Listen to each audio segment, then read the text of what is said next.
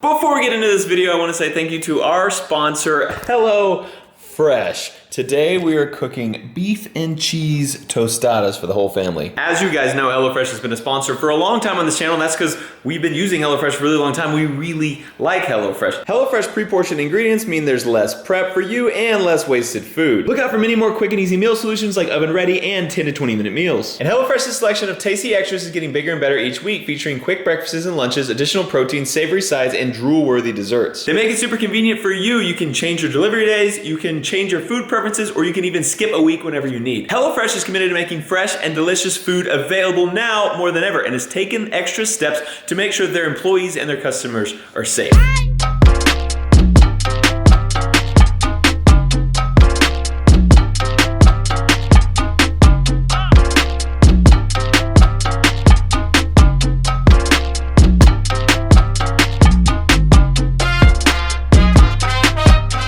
HelloFresh.com and use my code OffTheRanch12 to get 12 free meals, including free shipping. Again, for 12 free meals and free shipping, go to HelloFresh.com and use my code OffTheRanch12. Okay, you guys want to go build an El Camino? No? Well, that's pretty much all we're doing tomorrow. I'll see you bright and early.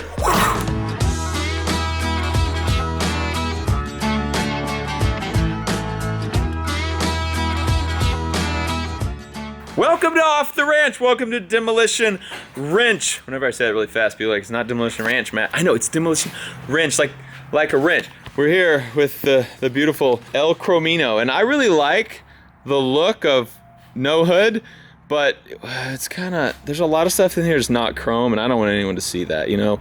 This is beautiful. This Texas Speed 416 LS is beautiful, but I think we need to put a hood on it. The problem is the hood I have, it was chrome, but let me show you what we did. Because that LS has that big air intake on the top, our stock hood wouldn't really fit. So we had to add a little cowl bump up to it.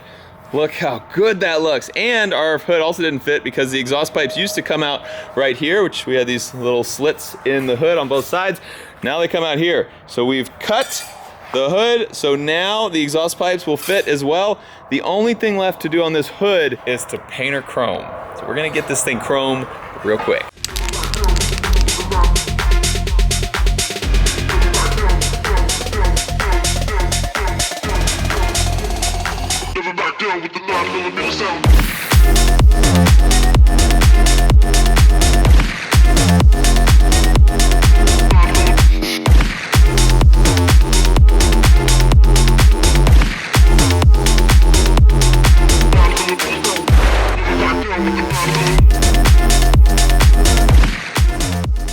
While that dries, we're gonna start working on the inside of this car. So as you can see, it's missing a few things. But last time you saw it, not only were these floor pans not done, we filled in all the holes, got that thing patched.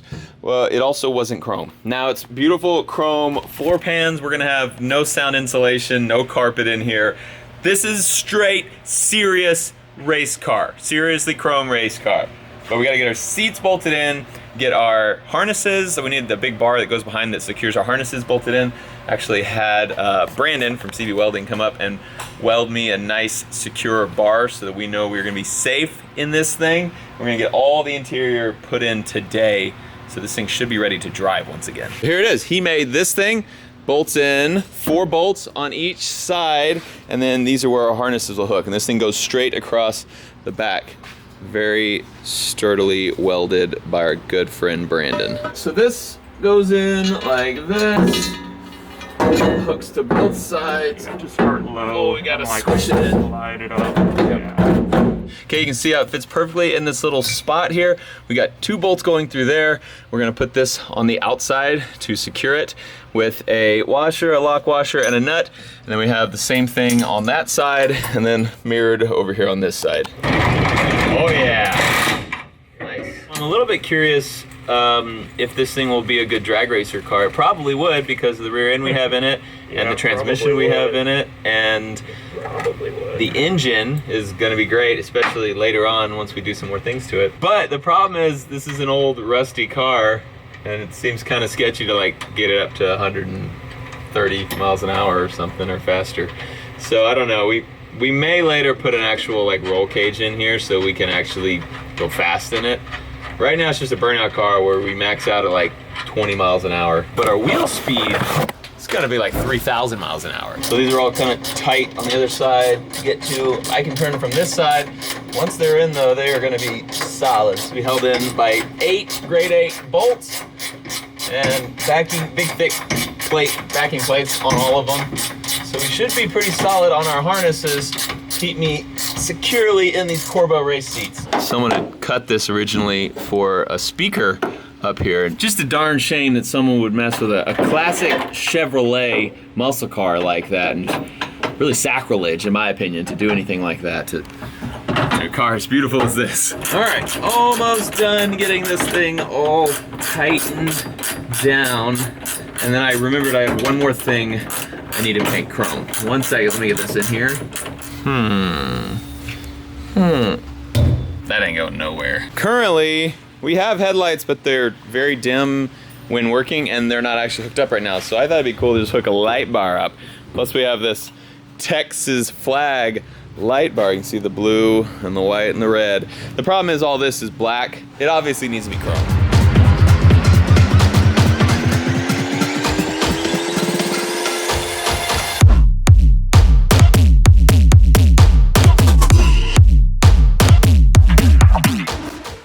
Now we're gonna put these seat brackets in. Burke actually welded these up. These are totally custom made from scratch. Looking amazing. And so these have to go in here. This is what the back of the seats will hook to. They have these little tabs here that the side of our 4-point harnesses will hook to on both sides. So we're gonna have there, there, there, and there, which our harnesses hook onto, and then our seats bolt into there. Okay, so passing these bolts through from the bottom because there's a drive shaft there and there's less clearance. All right, good on that middle one. And then we have a big backing plate on the back of that as well to secure it to this floorboard, which is also new, brand new metal. So we're gonna be super secure in this El Chromino cockpit. Got the back brackets in. Now we need to put the front, well, really the main brackets in, and then seats are ready to go in. Also, got the stickers on. Check that out. Dude, look at those tires. I mean, like, that makes the car.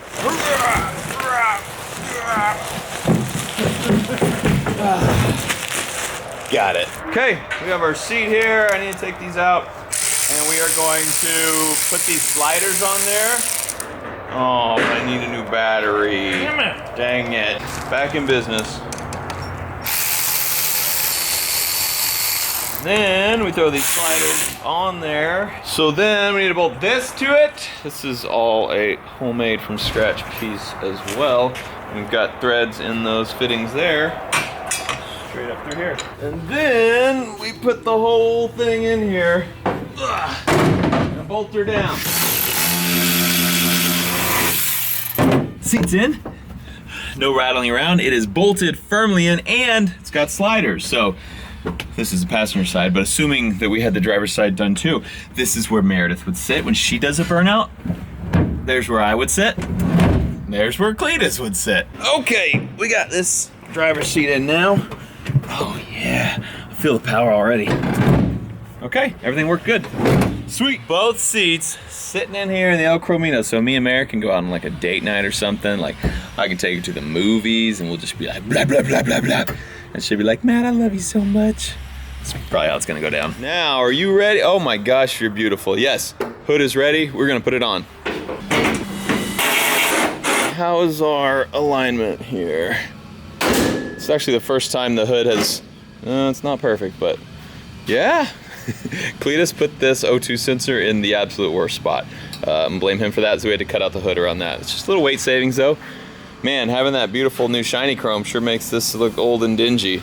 May need a respray. We just got our Corbeau harnesses put in, so they're really cool. They're these little 4-points. So it just has a normal seat belt like a car. If I can do it with one hand, just like that, but it has a strap over each shoulder and it has a strap going around your waist as well. So it hooks in 4 points around the car. These are bolted to our new bar back here. Really cool little 4-point harness. So the interior is pretty much done now. We got seats, they are firmly bolted in. We have awesome harnesses firmly bolted in.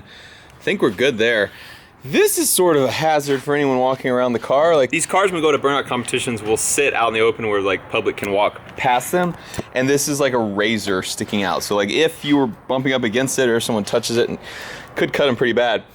But they have chrome trim for adding chrome to your car. And I just thought, instead of putting it on like the edge of a door like that, what if we just put it on the edge of a fender? And it's chrome, so I had to buy it. I forgot about this Bondo. Yeah, I think this just has to go. Oh man, now my car's gonna look trashy. This was a big pain in the butt over here because I had to break all of the Bondo off because it was just too thick to go on there. So, looks a little trashy, but not a problem. We'll come touch it up with a little chrome spray paint, we'll be good to go. This side, no Bondo bodywork over here, so it just looks beautiful. Let's see how this thing turned out. Okay, I can't do it with one hand very easily. There, oh, nope, that didn't work at all. Okay, oh my gosh. God bless Texas. I think we're gonna go right about there, right on the bumper, or, yeah, probably here. Dang, look at that beauty right there. Okay, got it mounted solid to that bumper. Burke's getting wired up right here. So I'm trying to get this license plate off. There we go. Look at all the rust that's falling out from behind the license plate. All of this rust and dirt here. Okay. Oh my gosh. One more. So, switch on the right turns on our Texas light. Yeah, buddy. Check that out. Okay.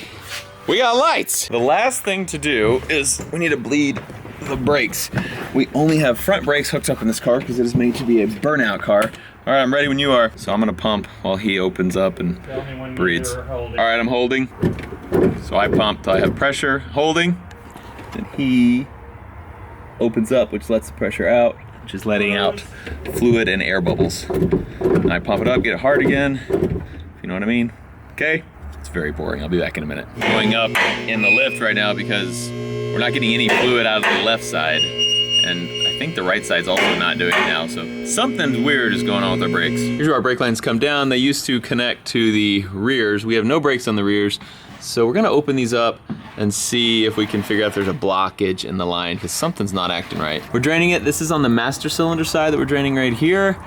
So it is running out of both lines. So we're just gonna pass some air through that, make sure it seems like those things aren't kinked or anything, but based on how they're draining right now, it looks like they're fine. And then we're draining that as well. That's working fine.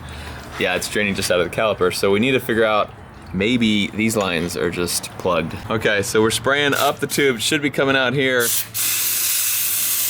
not. It means that line is probably plugged with something. Messy. Now, that one should be coming out over here. Also not. All right, so we tried to blow air from the little manifold over there to each wheel, both of them not passing air. So I opened up this bleeder and tried to push air back to that, to maybe something had come down the line, got clogged, and we could push it back, but it's not doing it either. We may have to make totally new brake lines. The lines from the master cylinder down to the big split we have are clear. We can pass air through them, they flow fine. But we can't get air to come from where that connecting point is to our wheels. After further investigation, we found the culprit. So this thing is hardlined all the way from the master cylinder to right there, and then from there it has this soft line on both sides that goes here, so it's flexible because you turn these wheels obviously. The soft lines are both not patent, they are not flowing, so we're just gonna have to get new ones, which is not a big deal. I was planning on driving this thing today. Probably shouldn't drive without brakes though. So we're gonna order these. These should be in a couple days. We'll get this thing ready. But for now, that is our problem. Okay, but you guys haven't actually heard this thing roar in a while because we didn't have everything hooked up. We had to disconnect a few things because it needed some work after the old burnout with Cletus. Nothing big, but like we didn't have an oil dipstick installed at all, which we knew that, and so it like was slinging oil as we drove it around. So we're gonna go ahead and get this thing cranked up. Sounds like an airplane about to take off. Oh yeah, so good. Look at this thing. In our 1977 El Chromino. Header straight to pipe.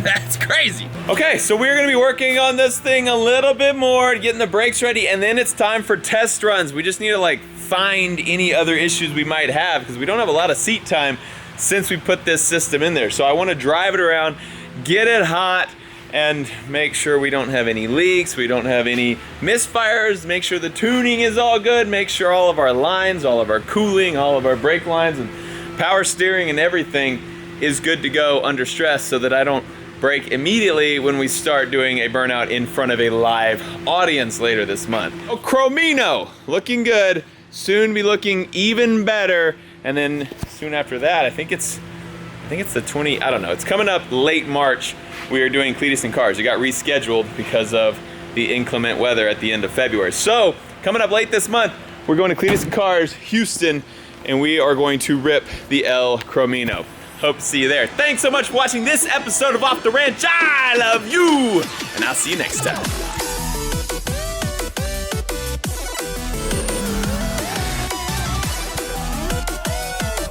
Whoa! Oh. Hey, what camera is that? Number... Shut up! Don't tell Mayor.